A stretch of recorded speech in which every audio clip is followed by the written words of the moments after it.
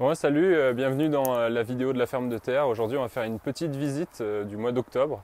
La dernière qu'on a fait, vous pourrez la trouver en lien, je la mettrai là-haut et en dessous. C'est une visite du 15 mai. Donc on était tout début mai et il faisait déjà très chaud. Là, il fait encore chaud, il fait 25 degrés aujourd'hui. Donc il y a pas mal de choses qui ont poussé. Et on n'attend pas plus. Et c'est parti tout de suite pour la vidéo. Donc ici on est dans la serre numéro 1, donc on est accompagné des chiens en plus. Donc on est bien content qu'ils soient là d'ailleurs parce que les chiennes elles mangent pas mal de campagnols.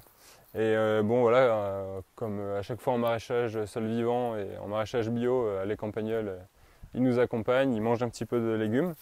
Et les chiennes elles aiment bien en manger quelques-uns, donc ça permet de réguler un petit peu la population.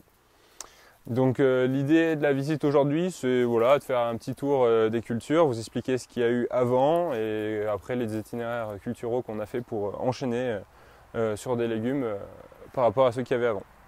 Donc là c'est la serre numéro 1. Ici on avait des patates douces, donc on voit il en reste encore une ligne, il y en avait une autre ligne là aussi.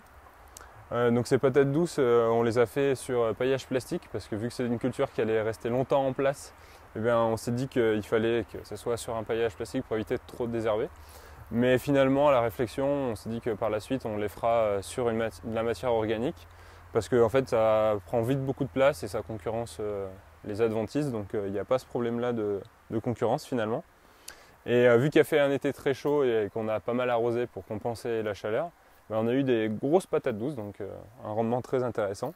Donc on a enlevé une ligne ici, et juste après, en enchaînant, donc on a enlevé les patates douces, on a semé des épinards à l'intérieur de la terre, voilà, qui était à nu, vu qu'on venait de retirer les patates douces. On a nivelé au râteau et on a mis du compost de déchets verts par-dessus. Voilà. Et voilà, on a juste fait ça. Donc là, on a fait un semis à la volée. Et ici, il y avait des haricots, donc des haricots plats, donc qui montaient jusqu'à 2 mètres, parce que c'était des haricots grimpants. Et on les a retirés, pareil, ils étaient aussi sur paillage plastique. Donc ce qu'il y a de bien d'avoir des paillages plastiques avant, c'est que ça fait un peu désherbage, ça fait un faux semis. Donc on les enlève, surtout on ne travaille pas le sol. Et là on a mis du compost et on a semé dans le compost, comme vous pouvez le voir dans la vidéo qu'on avait fait sur comment semer dans du compost. Et on voit que les deux ont très bien fonctionné. Et ça nous permettra de faire un comparatif entre des épinards qui ont été semés à la volée et des épinards qui ont été semés en ligne. Comme ça, on pourra comparer. Alors, on se dit déjà que des épinards qui ont été semés en ligne, ben, ça sera plus facile à récolter. Sûrement peut-être plus facile à entretenir sur le désherbage, même si on espère qu'il n'y en a pas trop. Et alors qu'à la volée, on se dit peut-être que ça produira plus au mètre carré, parce que ça remplit mieux l'espace. Voilà, donc c'est des choses qu'on sait déjà plus ou moins, mais ça nous permettra de faire un test et d'expérimenter. Et sur les dernières zones de culture, donc là encore une planche de 50 mètres. Ici, on avait l'hiver dernier, on avait des épinards et des oignons nouveaux en botte. Et du coup, on a fait le choix de mettre une autre culture par la suite, qui était des courgettes pour cet été. Et là, on a laissé le paillage plastique donc pour les trois cultures. Et là, on a mis tout ce qui est mesclun. Donc là, on a de la roquette, du mesclun, donc des mélanges de laitue qui sont sémés ensemble, et du cresson. Et ce qu'il y a d'intéressant en faisant ça, c'est que déjà, on a le paillage plastique qui reste pour trois cultures d'affilée. Donc juste avant, on avait bien nourri le sol pour que les trois cultures elles aient assez à manger. On a remis un petit peu de fumier pour les courgettes. Et le résidu qui reste, ça permet de nourrir le mesclin qui n'est pas très gourmand. Et pour la zone de culture qui est tout à gauche là-bas, donc là, cette zone, elle était un petit peu recouverte par les patates douces qui allaient chercher la lumière. Elles sortaient même par les interstices de la serre. Voilà, elles ont vraiment été presque trop grosses. Voilà, elles ont vraiment bien poussé. Elles sortaient de la serre, c'était drôle. Et en fait, sur cette culture, on avait tenté une salade. Ça n'a pas fonctionné parce qu'il y avait trop d'ombre du coup des patates douces. Et là, on a enchaîné en mettant des oignons pour faire des oignons nouveaux et des fenouilles. Et pareil, donc là, on avait fait exactement la même chose que là. Il y avait une culture l'année dernière, donc c'était de l'ail. Donc niveau rotation de culture, on aurait pu faire mieux. Et du coup, pareil, on avait bien nourri après l'ail et ça permet de faire plusieurs cultures sans enlever le paillage plastique. Donc c'est pas mal, comme ça évite qu'il y ait de l'enherbement. Ça protège le sol Voilà, le sol n'est pas nu, donc ça protège le sol, ça évite qu'il se fasse tasser par l'eau, etc. La vie du sol est bien à l'ombre, et en plus de ça, voilà, la matière organique, on a mis 120 tonnes de compost de déchets verts là, partout l'année dernière, donc ça permet que tout ce compost de déchets verts se fasse digérer tranquillement par la vie du sol.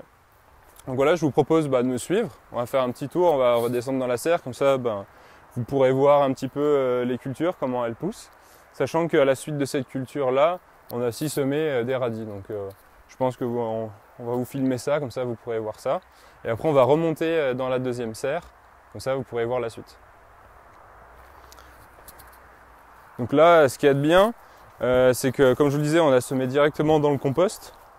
Et on voit que en fait il y a eu très peu de désherbage, donc on a fait le désherbage ce matin. Comme ça c'était beau pour la vidéo. Et ce qu'il y a de bien, c'est que en fait on n'a quasiment rien désherbé. On voit il n'y a pas d'herbe dans le passe-pied, etc. Il n'y avait que des petites graminées qui étaient en fait présentes, je pense, dans le compost, parce quand on racle, des fois on racle avec un petit peu de terre, donc on a ramené un peu de graines. Donc voilà, un petit désherbage léger. Et après, vu que le compost il fait paillage, comme on peut le voir, et on sait que voilà, il va y avoir très peu d'herbes qui vont repousser, parce qu'on voit voilà que l'épaisseur de compost est quand même assez importante. On a mis à peu près ça, donc il y a à peu près 5 cm. Et sachant qu'en dessous, en plus, le sol, il n'a pas été travaillé, donc on ne va pas refaire monter des graines. Et qu'il est bien couvert, parce qu'il a été couvert avec du plastique sur la culture d'avant. Et là, il est couvert avec de la matière organique. Et en plus, ce compost, vu qu'il est bien carboné, il va prendre soin de la vie du sol, nourrir les champignons, nourrir les bactéries. Donc pour nous c'est vraiment super et tout le monde est bien content. Et en plus on voit que les épinards ne sont pas du tout en fin d'azote. Donc c'est vraiment une bonne initiative. Donc là on est dans la serre 2. Dans cette serre j'avais fait une vidéo, c'était autour du mois de mars, il me semble début mars. De toute façon je vous la mettrai en lien en bas et au-dessus. Où je faisais une petite visite de la serre. Donc vous aviez vu qu'on avait fait beaucoup de cultures sur compost de déchets verts. On avait mis une grosse couche. On était autour des 200 tonnes hectares de compost de déchets verts, je pense, à peu près 200-250. Donc il y avait à peu près 10 cm, 15 cm de compost de déchets verts, donc on a fait un apport massif. Tout ça, dans l'objectif, c'était de restaurer la vie du sol. Donc ça a vraiment bien fonctionné, on est bien content parce qu'ici on a eu des gros rendements. Donc là, les concombres, ils ont vraiment bien poussé, ça a bien produit, on en a ramassé du mois de juin jusqu'à maintenant. Donc là, on vient de les retirer. Et en fait, on les a retirés sur cette zone-là. Donc là où il y a la toile tissée, il y avait des concombres. Et à gauche aussi. Et sur cette zone-là, en fait, il y avait aussi des carottes qui étaient associées aux concombres. Donc on a ramassé tout ça, nettoyé tout ça. La zone qui était la plus enherbée, on a mis une toile tissée pour faire un désherbage et en même temps une culture. Donc vous le verrez en haut, on commence à faire des trous dedans. On fait ça au chalumeau et on plante des salades dans les trous, comme on a fait ici. Et là, on a mis du compost et on a semé dedans. Donc là, on a semé des épinards, donc ils ne sont pas encore sortis. Ils sont en train de sortir, mais ils ne sont pas encore sortis. Et là-haut, on a semé des épinards, on a semé des navets et des radis, pareil, à la volée dans le compost. Et on a aussi semé des carottes. Ce qui est intéressant, les blettes qui sont là, c'est les blettes que vous aviez vues dans la vidéo du mois de mars. Donc celles-là, elles sont là depuis le mois de mars. On en ramasse depuis le mois de mars, donc elles ont vraiment beaucoup produit. Mais là, on va s'en débarrasser, voilà, on va les retirer pour installer une autre culture et je pense qu'on va semer des carottes par la suite. Donc là, pareil, on va les arracher et après mettre un petit peu de compost et semer directement dedans les carottes. Donc sur les côtés, comme vous aviez vu dans la vidéo, il y avait des courgettes. Les courgettes, elles étaient sur du compost, on les a laissées longtemps, donc il y a pas mal d'herbe qui s'est installée. Donc on a fait une petite vidéo qui va sortir dans les prochains jours aussi, où on montre comment on a fait pour passer d'une culture qui s'est enherbée à celle-là. Mais en gros, je vous le dis en 2 mots, on a un petit peu cabossé l'herbe, mis une toile tissée, et après on a fait des trous dedans et on a installé du fenouil et des oignons ici pour reboucher les trous. Et là, en fait, on a juste mis de la salade. Voilà, on a presque 50 mètres de salade, il y a juste un petit bout de fenouil au fond. Donc voilà, nous on fait pas mal de salade parce qu'on travaille avec des magasins, donc les magasins bio ils ont besoin de pas mal de salade, les gens aiment bien la salade, donc on fait pas mal de salade. Donc ce que je vous propose c'est de me suivre Vous pourrez voir un petit peu comment ça a évolué.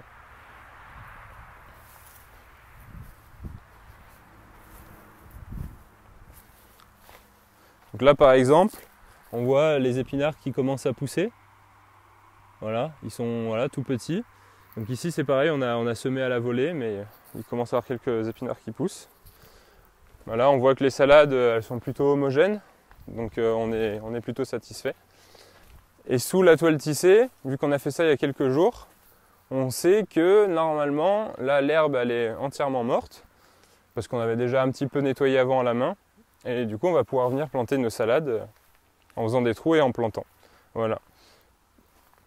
Ce qui est intéressant de voir aussi, c'est qu'on a des serres, mais ça je vous l'avais déjà dit, qui sont un peu en pente. Et du coup, ça permet de faire une bonne ventilation. Parce que vous voyez là, si je m'éloigne, je monte. Donc elles ne sont pas énormément en pente, je pense qu'il y a à peu près 5-6% d'après ce qu'on a mesuré. Et ça suffit en fait parce que l'air chaud il monte. Et vu que l'air chaud il monte, il sort des serres. Voilà. Et du coup, ça permet de mieux ventiler ces serres qui sont quand même grandes, qui font 60 mètres de long quasiment. Donc ça permet voilà, de profiter de la physique naturelle des éléments et que la chaleur sorte. Sachant qu'on a aussi des écartements qui permettent de ventiler les serres. Et voilà, l'irrigation, bien évidemment, la micro-aspersion, qui va aussi nous permettre de réguler la température en été s'il fait trop chaud, et d'ajouter de l'humidité quand il y en a besoin, bien sûr. Donc là, on est en haut de la serre 2 qu'on vient de remonter. Donc là, voilà, on a des plants de salade qui vont être plantés demain, comme je vous le disais. Donc on va faire les trous dans la toile tissée et planter. Je pense qu'on va faire une petite vidéo sur ça d'ailleurs. Et là, vous pouvez venir voir si vous voulez. On a semé des petites carottes à la volée. Donc c'est assez intéressant parce que c'est un peu un test qu'on fait. D'habitude, les carottes, on les fait au semoir. Donc là, on ne les a pas désherbées, comme ça vous pouvez voir un peu à quoi ça ressemble. Donc on a mis du compost de déchets verts mais pas trop épais, après avoir semé à la volée des carottes sur une terre qui était plus ou moins à nu, même s'il restait du compost, qu'on venait de nettoyer. Donc on voit qu'il y a majoritairement voilà, des carottes qui poussent, il y en a peut-être un peu trop, mais il y a des endroits où ça va. C'est pas parfait, mais c'est pas mal. Et on voit qu'il y a des herbes, mais qu'il n'y en a pas beaucoup non plus. Voilà. C'est un petit désherbage rapide où on va venir comme ça, voilà, et on va enlever la majorité des herbes, ça va être très rapide. Et ce qu'il y a de marrant, c'est qu'on voit, ça, c'est des petites tomates. Voilà, on voit qu'il y a des légumes qui ont envie de repousser. Bon là, c'est pas la période, hein, mesdames, vous êtes trompés de moment. Donc voilà, on est plutôt satisfait, donc on va se faire ce petit désherbage et puis on vous fera un retour pour vous dire si on était content de notre test de semis de carottes à la volée sur compost. Et après, voilà, ce que je vous disais, il reste un petit peu de fenouil au bout de la planche de salade. Et là, tout plein de fenouil avec des oignons sur toile tissée. Donc ce qu'il y a de bien, c'est que là, une fois qu'on a récolté ces légumes-là, qui sont sur toile tissée, on pourra sûrement venir en replanter d'autres dans les trous. Donc ça nous fait gagner du temps. Et pareil, avant de la mettre, on a fait un apport assez important de compost. Donc on sait qu'il y a à manger pour plusieurs cultures. Et si on voit que ça manque, on peut ramener un petit peu d'azote qui va être assimilé rapidement, par exemple du fumier de poule ou alors du purin d'ortie, ce genre de choses. Allez, je vous propose d'aller dans la serre 3.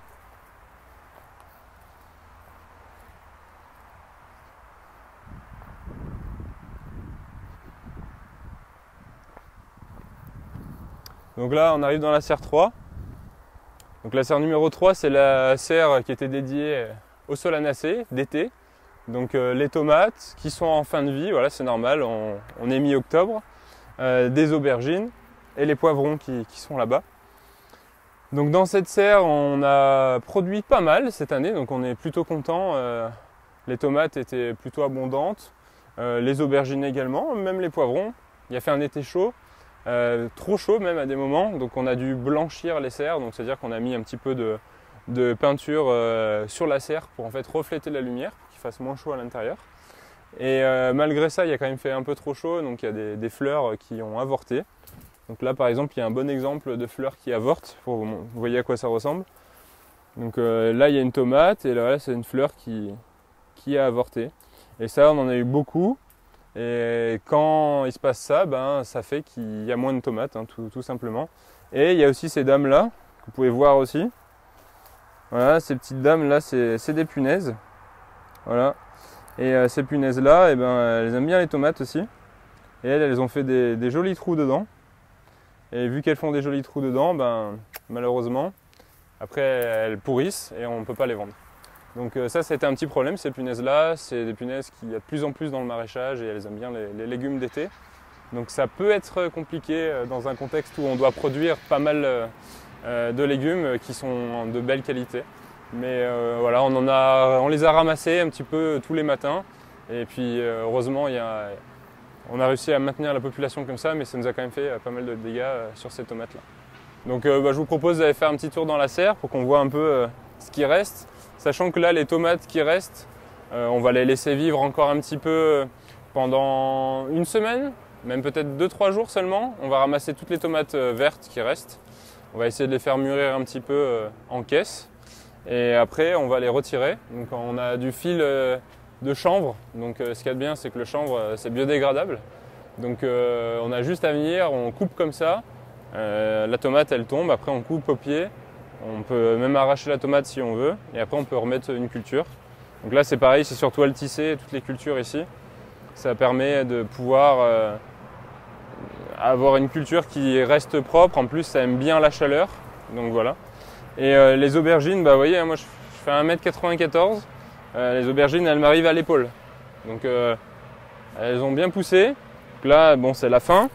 Mais on voit qu'il en reste quelques-unes. Voilà. Qui sont très jolies. Donc là, pareil, on va les laisser encore une petite semaine. Et puis après, on va ramasser toutes les aubergines qui restent. Puis on va les retirer pour mettre des cultures d'hiver.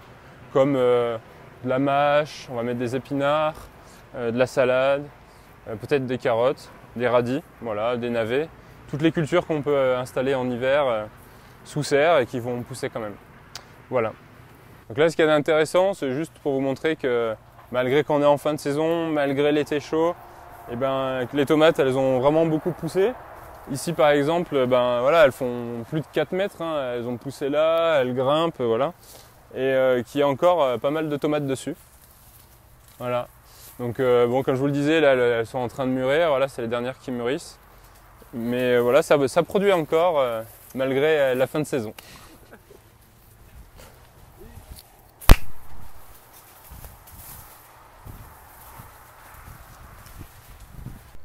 Donc là, c'est une zone de culture, on est plutôt content, ça a vraiment bien fonctionné. Donc en fait, c'est un peu un itinéraire technique que nous, on est en train de valider et qui fonctionne bien. C'est de mettre plein de compost. Après, on bâche pendant assez longtemps. Plus c'est long, mieux c'est, mais au moins un mois, on va dire. 6 semaines, même idéalement. 1 mois et demi. Et après, en fait, on enlève la bâche et on vient planter. Voilà. Et ce qui est intéressant, c'est qu'en faisant ça, comme on peut le voir sur les cultures ici, ça permet d'avoir vraiment pas ou peu d'enherbement. Voilà, là, on a fait un tout petit désherbage. C'est une zone qui fait quasiment 1000 m² et on a désherbé qu'une fois, pas longtemps. Par contre, c'est encore une zone qui est plutôt hétérogène. Voilà, on n'a pas une grande homogénéité dans les cultures. Donc là, on voit par exemple les salades qui restent, c'est des salades qui sont un peu plus petites, qu'on n'est pas pouvoir sûr de vendre. Mais sinon, on a réussi quand même pas mal de salades. Et cette hétérogénéité, elle est un peu normale au début quand on fait du maraîchage sol vivant, parce que le vivant est hétérogène justement. Alors que quand on fait du travail du sol, ça a tendance à homogénéiser les surfaces. Et le fait de les homogénéiser, ça homogénéise aussi les problématiques. C'est-à-dire que quand il y a un virus ou une maladie, quelque chose, il va se répandre plus facilement. Donc l'hétérogénéité, c'est intéressant, c'est bien, c'est ce que le vivant fait pour être résilient. Mais au départ, voilà, les zones qui sont un peu plus tassées, ça pousse un peu moins bien. Voilà, on le voit bien avec les choux kale qui sont ici. Il y en a qui sont bien beaux, on les a déjà récoltés. Et puis il y en a des plus petits où on ne les a pas encore récoltés. Et ça, c'est voilà, clairement dû au fait que là où ils sont plus petits, c'est là où il y a eu les passages de roues quand on avait pendu le compost. Et c'est pas encore très décompacté. Mais on sait que la vie du sol va décompacter tout ça, voilà, les champignons, les vers de terre. Voilà, là-dessous, on a des choux encore, donc là du chou kale, mais autres choux. Voilà, l'idée c'est de les protéger des insectes ravageurs. Voilà. Là, pareil, on a une zone d'épinards qui n'est pas très satisfaisante parce que en fait, le sol n'était pas plan. Ça, c'est un truc aussi, on remarque que c'est important. Donc voilà, on a des échecs, on vous les montre. Et voilà, ça c'est une zone qui est pas du tout satisfaisante parce que justement, cette zone-là, on voit qu'il y a des épinards qui ont poussé, d'autres pas. Et c'est parce que le sol, comme je disais, il n'était pas du tout plan. Voilà, là par exemple, il est bien décompacté. Là il est compacté, ben, ça pousse pas très bien. Après là-bas il est décompacté, ça pousse mieux. Et voilà, ça, on se rend compte qu'au départ, on aurait dû décompacter pour aider la vie du sol. Donc là, ce qu'il y a d'intéressant, bah, voilà, c'est des bleds qu'on a fait sur toile tissée. Donc là, pareil, on laisse une bâche longtemps. Et après, bah, si c'est une toile tissée, on fait des trous dedans si elle n'a pas déjà de trous. Et sinon, on change de bâche. Et là, les bleds, voilà, c'est une grande réussite. On a déjà récolté plusieurs fois. Donc voilà, on est très satisfait. Les choux qui sont en dessous, là, bah, on peut les regarder un petit peu si vous voulez.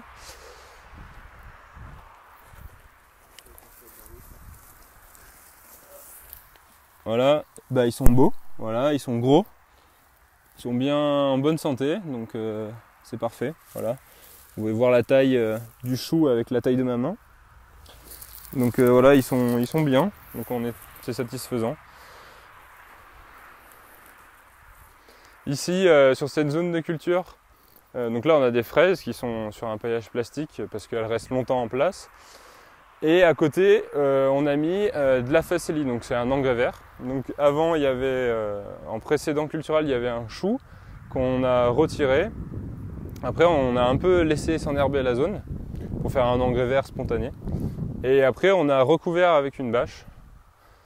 Donc après, on a ressemé de la facélie, voilà, à la volée, qui est un engrais vert. Et après, on a juste gratté au râteau pour que les graines elles s'enfouissent un petit peu. Et ça a donné ce splendide gazon. Donc ça c'est bien, c'est vraiment un bon exemple de ce qu'on peut faire.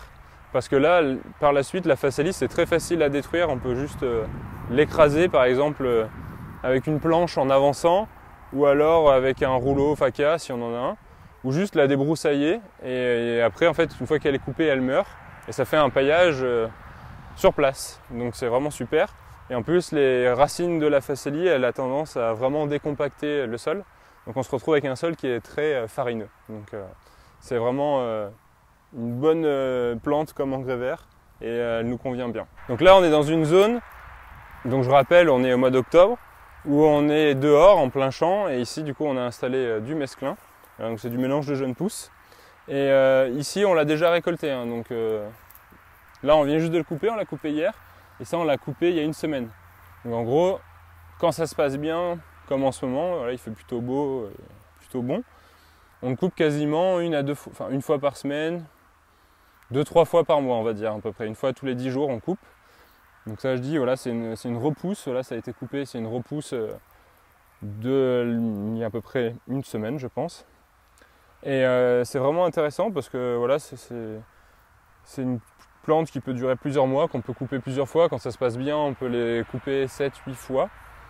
Et en plus de ça, donc on les fait sur paillage plastique, pareil, parce que vu que ça reste longtemps sur place, et que bah, ça, voilà, les personnes elles vont le consommer directement comme ça, frais, et ben pour éviter qu'il y ait plein d'herbes à trier, voilà, qu'on passe énormément de temps à trier les herbes qui auraient éventuellement poussé avec, ben on les fait sur un paillage plastique, c'est un paillage mâche, c'est pour ça qu'il y a beaucoup de trous comme ça.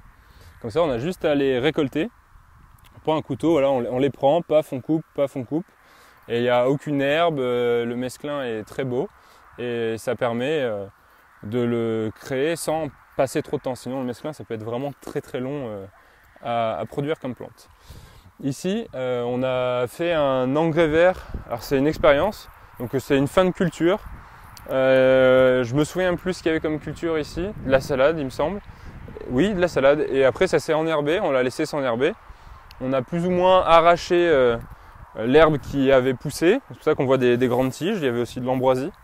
Et après on a semé de la facélie dedans. Donc là on la voit ici, là.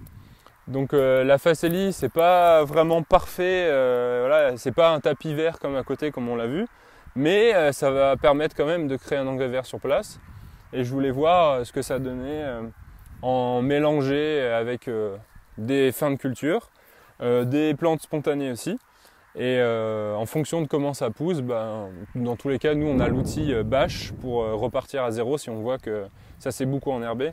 Je pense quand même que ça va pas mal s'enherber parce qu'il y aura la facilité n'est pas assez nombreuse pour pouvoir concurrencer le reste, mais ça va permettre de créer une surface où on aura quand même eu un engrais vert qu'on a choisi et qui va décompacter le sol, et c'est quand même l'objectif, ainsi que le nourrir. Et juste à côté, là on a des beaux céleri raves, donc voilà, qui sont très beaux, voilà, comparé à ma main. On en a récolté, ils font à peu près 600 grammes en moyenne, donc ils sont vraiment beaux, alors qu'il a fait un été chaud, qu'on s'en est très peu occupé. Donc ça c'est la magie des légumes, hein. Des fois on passe énormément de temps à s'en occuper et ça ne produit pas beaucoup. Et là, là ils sont très homogènes, les campagnols les ont pas trop mangés et ils sont tous voilà, très très beaux, donc c'est satisfaisant aussi. À côté on a planté de la mâche, on l'a déjà récoltée.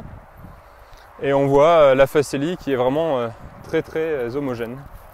Donc ça c'est vraiment bien. Donc après là on arrive sur le jardin numéro 2. Pareil, on est plutôt en fin de culture, donc on a des zones qui ont déjà été cultivées et qu'on a fini. Donc là par exemple on avait de l'ail, on a récolté l'ail, et vu qu'on sait qu'on va rien mettre jusqu'au printemps prochain, on est venu et tout simplement on a disposé par-dessus du compost de déchets verts. Donc le compost de déchets verts, voilà, hein, il est grossier, il y a des gros bouts de bois, c'est pas forcément fin, mais vu qu'on sait qu'il y a un hiver qui va passer dessus, on a mis ça il y a quelques semaines, et la matière organique va avoir le temps d'être digérée par la vie du sol. En plus on l'a mis en surface, on l'a pas enfoui, donc on sait qu'au printemps il n'y aura pas de fin d'azote, et surtout ça permet de couvrir la planche pour l'hiver et favoriser la vie du sol et faire un apport massif. Et là on est dans une zone de carottes. Donc ici on a sorti des très très belles carottes. Voilà, pour ceux qui nous suivent sur les réseaux sociaux, on avait mis ça en story. Mais voilà, on a des carottes comme ça, de 500 grammes, etc. Donc on est très content. Je pense que je peux essayer d'en sortir une pour voir.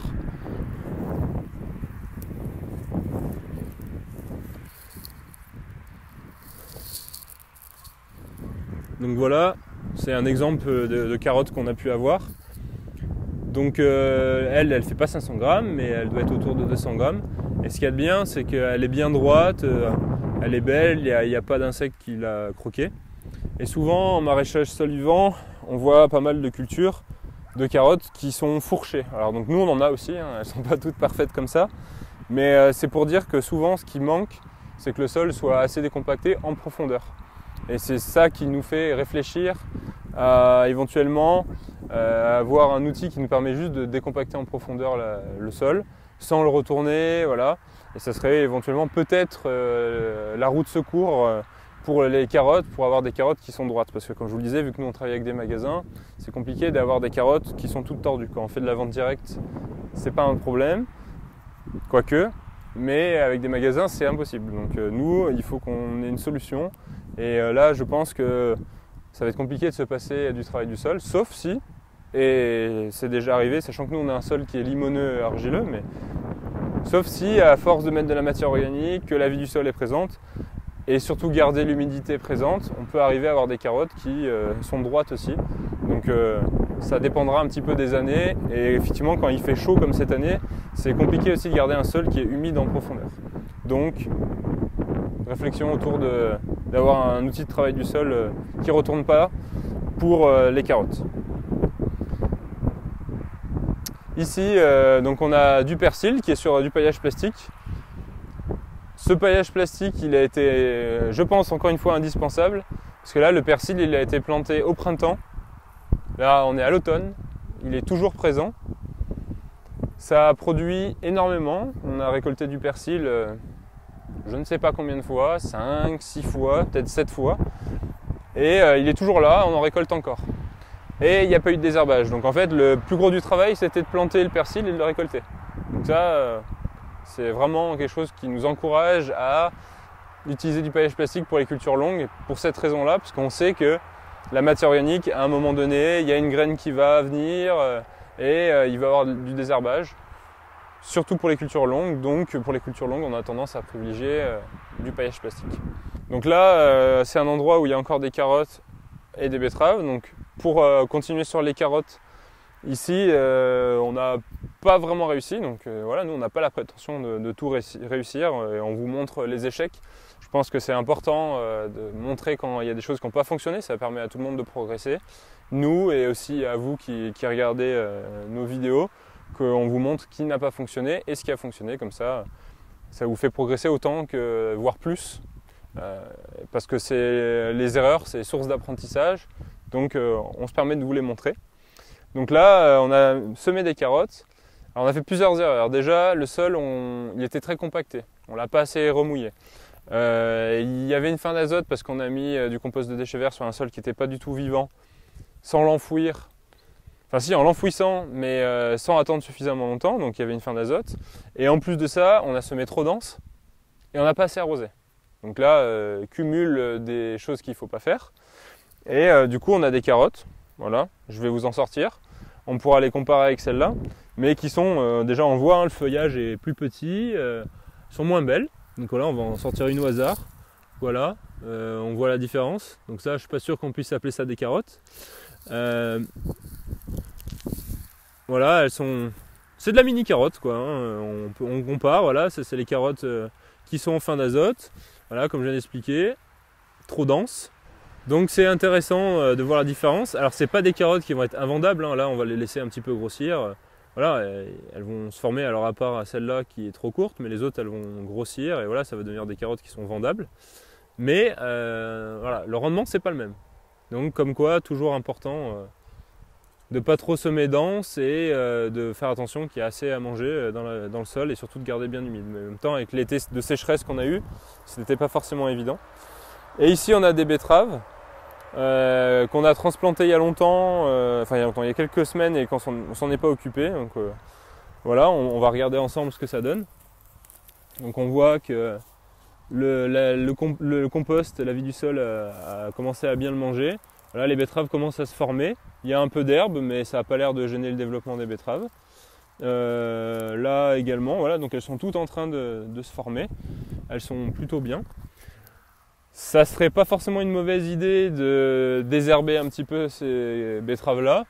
Après, c'est toujours un arbitrage dans le temps qu'on a entre prendre soin des cultures qui vont peut-être nous permettre de vivre cet hiver et des betteraves où là il n'y en a pas beaucoup, là il y a une demi-planche. Donc c'est toujours un arbitrage, c'est pour ça que là on ne les a pas désherbés parce qu'on n'a pas pris le temps de le faire. Mais en même temps, on voit que ça n'empêche pas les betteraves de pousser. Donc voilà, parfois il faut savoir laisser s'enherber des choses. Sachant que nous, dans notre philosophie, quand il y a quelque chose qui s'enherbe, on se dit juste que ça produira peut-être un peu moins. Souvent, on a quand même le temps de ramasser notre légume et il est quand même vendable.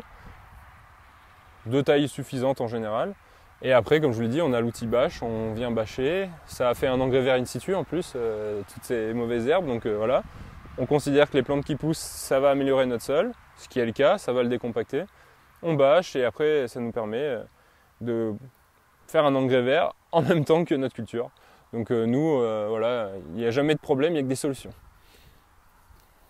Et après justement, sur cette zone derrière moi, voilà, c'est le jardin 3. En fait, c'est un endroit où on a fait des cultures qu'on a plus ou moins réussi, comme je vous avais fait voir dans la visite. Et une fois qu'on a fini, nous on a des bâches qui font la taille d'un jardin. Et on met un grand jardin recouvert de bâches, voilà.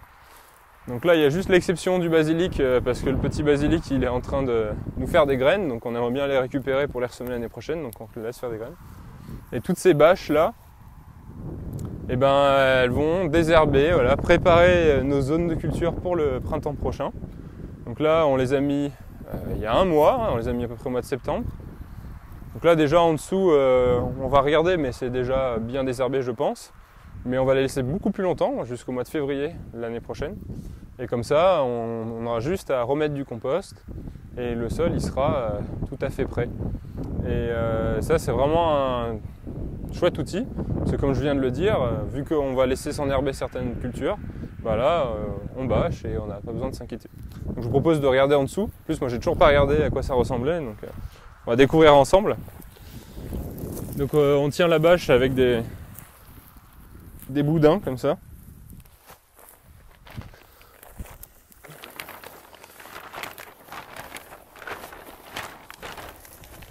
Donc voilà, on voit que c'est un peu sec. Donc là, moi quand je vois ça en vous le montrant, je me dis que ça pourrait être intéressant d'enlever la bâche et de remouiller, parce que là la vie du sol elle n'est pas bien, parce que c'est trop sec. Et l'eau c'est la vie. Voilà. Donc là, si on veut pas que ça se compacte, ça serait pas mal de mouiller. Mais quand je gratte, déjà on voit que le sol il est très meuble et très grumeleux, voilà, très léger. Alors que nous, on a du limon, de l'argile, il pourrait être compacté. Hein. Et que en profondeur, le sol est humide. Voilà, là, clairement c'est humide. Hein. Je le sens, c'est frais, voilà. C'est pas mouillé, mais c'est humide. Donc là, ça serait quand même intéressant de mouiller, voilà, d'arroser un petit peu avant que ça sèche trop. Mais ce qu'on remarque surtout, c'est que bah, voilà, tout a été désherbé. Là, on pourrait se dire, bah, je remets du compost, je fais une culture. Le désherbage a été fait. Mais ça pourrait aussi attendre comme ça, parce que là, on va rentrer dans des périodes où il fait humide. Et ça va s'arrêter de sécher en dessous, sauf s'il fait un hiver très chaud, mais normalement, ça n'arrive pas. Et on pourrait, voilà, mais moi, je sais que ça serait intéressant pour la vie du sol de rajouter un petit peu d'eau avant de passer l'hiver pour être sûr qu'il y ait assez d'eau pour les champignons, les insectes, les vers de terre, etc. Alors ici, on est tout au fond du terrain. On a installé une haie tout le long. Cet été, elle a eu beaucoup de mal à s'implanter parce qu'il a fait très très chaud et très sec. Voilà, on n'a quasiment pas eu de pluie du mois de février jusqu'au mois de octobre, hein, quasiment, septembre-octobre. Ouais. Et donc la haie, les arbres ne sont pas morts, hein, on peut le voir, ils sont toujours là. Mais ils ont quand même pas énormément poussé, mais ils sont toujours là. Et même sur ceux qui paraissent être morts, en fait, quand on regarde, voilà, ce sont des herbes qui ont poussé avec qui sont mortes, mais ils sont toujours là. Voilà. Donc voilà, ce que je disais, ils n'ont pas poussé, mais on sait qu'ils ont fait leurs racines, qu'ils sont enfouis en profondeur, et que là, cet hiver, ils vont continuer à faire leurs racines, et au printemps, ils vont exploser. Donc là, s'ils ont passé un été où il a fait 40 degrés pendant 2 mois, c'est que normalement, ils devraient pousser au printemps. Et on a aussi des ruches. Voilà, c'est un ami apiculteur qui nous a installé des ruches ici. Donc on est très content. On a eu à peu près 75 kg de miel. Donc voilà, pour 5 ruches. Donc c'est vraiment bien. Et là, on a un bon exemple, je vous laisse me suivre, de petite zone qui a été bâchée, occultée. Donc là, c'était avec une toile tissée. On l'a laissé à peu près 1 mois et demi en place. Et pareil, alors là, on vient de l'enlever. Donc là, pareil, c'est un petit peu sec. Mais quand je regarde en dessous, voilà, donc déjà, il y a des vers de terre. Et surtout, bah, c'est très humide. Hein. Voilà, on voit que c'est pas du tout sec et que c'est meuble aussi. Je peux creuser, il n'y a pas de problème. Et le sol est vraiment grumeleux. Et ici, bah, pareil, voilà. Si c'était une zone qu'on voudrait continuer à cultiver, ben, on mettrait du compost et on planterait. Mais en fait, on a décidé de cette zone de plus cultiver ici. Et on va s'en servir comme dépôt de compost. Donc c'est pour ça qu'on laisse ça comme ça. Et là, ça nous permet de voir combien de temps ça nous met à se réenherber. Donc il y a un intérêt pédagogique pour nous. Ici, après, on a installé au mois de juin, assez tardivement, des tomates rampantes. Voilà. C'est quand même beaucoup mieux de mettre un grillage pour les surélever, comme on peut voir chez certains collègues. Parce que là, elles commencent à attraper le mildiou et elles produisent quand même moins. Donc voilà, les tomates, c'est bien de les faire sur du métal surélevé pour éviter le mildiou, pour pas qu'elles soient trop en contact avec le sol. Donc vous pouvez aller voir une vidéo de nos collègues de la ferme de Cagnols où ils font ça. On a aussi également mis des tomates qui sont issues de la taille des gourmands sous serre de tomates qu'on plante début avril, donc la taille du mois d'avril, du mois de mai, pardon. Et en fait, on vient les planter en terre et ça nous fait des plants de tomates rampantes. Voilà, donc ça nous permet de valoriser ces cultures-là et ces gourmands-là. On a aussi des aubergines, pardon, qui sont des aubergines greffées qui ont vraiment bien fonctionné. Elles ont vraiment produit beaucoup, régulièrement, toute la semaine. Toutes les semaines on en a récolté. On a eu aussi des poivrons qui ont traîné longtemps et du coup ils n'ont pas produit grand chose. Et ici c'est intéressant, voilà, par rapport aux carottes. Ici c'est une zone où on a semé 4 planches de carottes et en fait on a fait l'erreur dont je vous parlais de ne pas assez irriguer. Comme je disais, les carottes ici on ne les a pas assez irriguées et pour une première année de maraîchage sol vivant ça peut être un problème parce que l'eau c'est la vie et c'est l'eau qui va permettre la porosité de la vie du sol. Du coup on a eu des carottes, voilà. Il y a 4 planches, ça a très bien fonctionné. On a semé directement sur compost. Mais voilà, je prends une carotte. Elles sont fourchues. Voilà, donc comme je disais, pour de la vente directe, ça irait. Elles sont belles, voilà, elles sont grosses, dodues, mais elles sont fourchues. Donc contrairement à les carottes qu'on a vues tout à l'heure qui étaient bien réussies. Et donc c'est ce que je disais, voilà, en vente directe ça poserait pas de problème, avec des magasins un peu plus. Donc c'est des légumes qu'on va valoriser en transformant, donc avec de la purée, du jus ou de la lactofermentation. Et pour finir, c'est une zone où on a eu un franc succès, voilà, on a mis du compost, toile tissée, et on a planté des courges et des potirons, des butternuts dans des trous, des melons et des pastèques aussi. Donc là c'est la fin, donc il n'y a plus grand chose à voir. Mais c'est une zone qui a vraiment bien fonctionné. On a à peu près fait le rendement classique du bio. Donc c'est bien. Pour une première année, encore une fois, c'est bien. Et en plus là, on les laisse un petit peu en place parce qu'il y a encore quelques potirons et butternuts qui finissent d'arriver au bout. Donc on en aura ramassé 3 fois. On a fait 3 grosses récoltes dessus. Et on a des courgettes. On a des courgettes qui sont également en production depuis le mois de mai au fond là-bas sur cette même toile tissée. On les a plantées au mois de mai, là on est mi-octobre et ça a produit jusqu'au bout. Et au fond là-bas on a une zone de poireaux qui reste. Et c'est des poireaux qu'on n'a pas trop réussi. Et vu que c'est une première année, on a fait le choix tout simplement de les laisser s'enherber. Voilà, il y a des poireaux, ils sont petits. On peut aller les filmer un petit peu. Donc ici c'est la dernière zone. Donc c'est sûrement la moins réussie cette année. On a mis des poireaux et ça n'a pas très bien fonctionné. Voilà, il y a des problèmes de campagnol, de trips, etc. Du coup, vu qu'on n'a pas trop pu avoir le temps de tout faire bien, on s'est dit on va les laisser s'enherber. Donc voilà, ça fait un engrais vert spontané. Il y a du sorgho, il y a de la cise des champs, il y a du kénopote blanc, voilà, il y a du trèfle, il y a plein de choses qui poussent. Donc ça fait un bel engrais vert in situ. Il y a même des tomates voilà, qui ont poussé. Et les poireaux, du coup, ils sont plutôt petits. Voilà. Et en fait, pour les valoriser, on les vend en poireaux vinaigrette. Voilà, c'est des poireaux jeunes que les gens ils mangent à la vinaigrette, cuits à l'eau et après mangés frais en salade. Donc voilà, ça fait des poireaux qui font cette taille à peu près. Donc on les vend jeunes. Voilà. Et du coup, ça permet d'avoir une valorisation d'un légume qu'on a plus ou moins raté, donc on les vend à peu près 3,50 4 € le kilo et les gens ils sont contents d'avoir des jeunes poireaux. Ça nous permet de ne pas nous mettre la pression sur une culture où on aurait dû se mettre la pression pour la maintenir à flot. Et vu qu'on a bien réussi les autres, ça permet voilà, de compenser. C'est l'avantage de faire du maraîchage diversifié, c'est que quand il y a une culture qui se passe un peu moins bien, on peut se permettre de la laisser couler un petit peu, surtout la première année. Et voilà, en tout cas nous ça a été notre choix pour cette année. Donc voilà, je me retrouve avec un panier de légumes qui est prêt pour ce soir et je vous dis que c'est la fin de la vidéo. Pour la suite, je vous invite à vous abonner parce qu'on va sortir pas mal de nouvelles vidéos. On va aussi aller faire des visites chez des collègues maraîchers où on va faire un petit peu comme la vidéo qui est sortie il y a 2 semaines. Si vous ne l'avez pas vue, allez la voir. Et on va continuer à nourrir cette chaîne, donc si vous n'êtes pas abonné, faites-le. Et je vous dis à très bientôt sur La Ferme de Terre. Allez, salut!